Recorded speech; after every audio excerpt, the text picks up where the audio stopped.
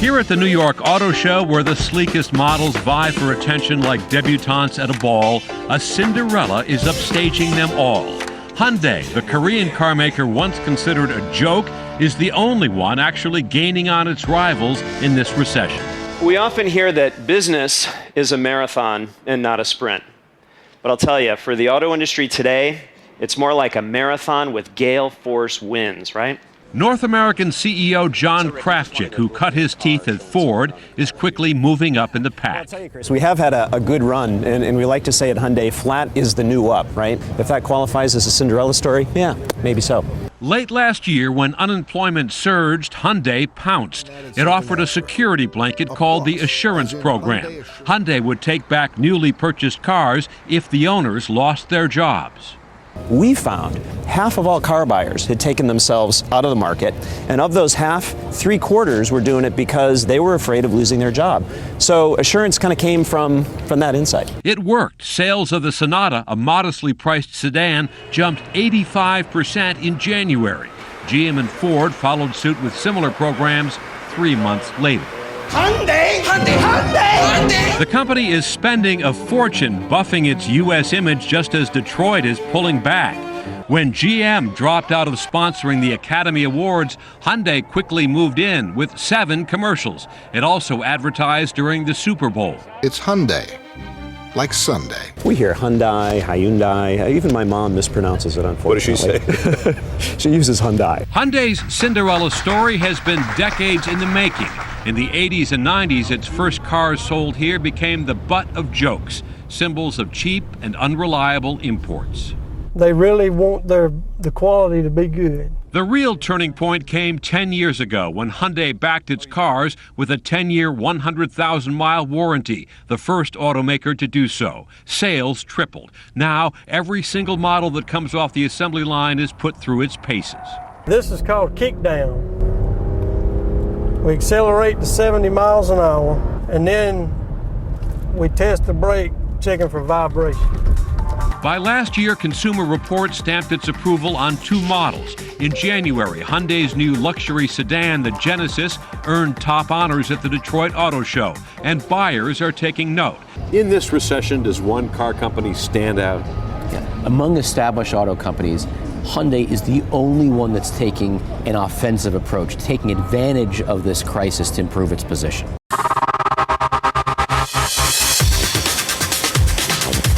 Half of the Hyundais sold in the U.S. are made in Alabama at this sprawling 5-year-old plant in Montgomery. 4,000 workers, including 800 robots. It takes only 18 hours from the moment rolled steel is stamped into various parts through the assembly until a new car rolls off the line.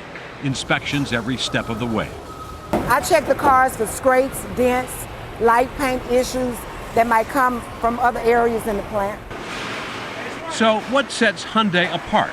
Flexibility for one thing. The workers here, all non-union, are trained for multiple tasks. The tires I put on the VIN labels. Basically, I can do anything on this line. Nearly all hourly employees here have no prior experience in the auto industry. Fast food joints provide some of the very best training, according to Hyundai executives.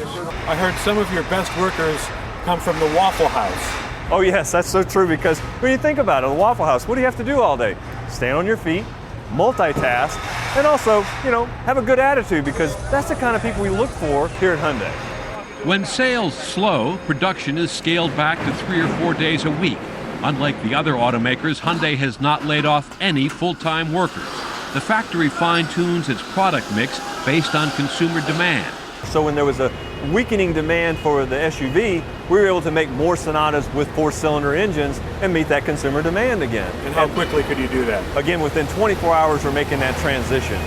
The line workers here earn about $22 an hour, a few dollars less than their Detroit counterparts, but far more than other non-auto factories pay in Alabama. Hyundai did not receive federal bailout funds, but it did get more than $260 million in state taxpayer money to help build its $1.4 billion plant, an investment that Hyundai says has already paid off. That was 3,000 additional jobs just at the plant. Then you have the ripple effect. We have suppliers, 35 suppliers in the state of Alabama alone. Basically, the economic model says about 30,000 jobs were created when this plant was built right here in Montgomery, Alabama. That's significant. Hyundai's biggest advantage may be its young, non-union workforce. Unlike the Big Three, it isn't saddled with health care costs for generations of retirees. And like other foreign-owned plants popping up mainly in the South, it represents a seismic upheaval. These plants are very efficient, they're low cost, they're high quality and flexible, and for that reason, there is a new, quite vital auto industry in the U.S. And Hyundai is now a serious global contender, overtaking Chrysler to take 5th place behind Toyota, GM, Ford, and Volkswagen. Number 5, poised to take over the world? No. You say you're very ambitious. We are an ambitious company, but we're ambitious from the point of view of wanting to build the very best automobiles in the world. So the former laughingstock has finally arrived. No longer the butt of jokes, this Korean Cinderella is now stealing the show. I'm Chris Bury for Nightline in New York.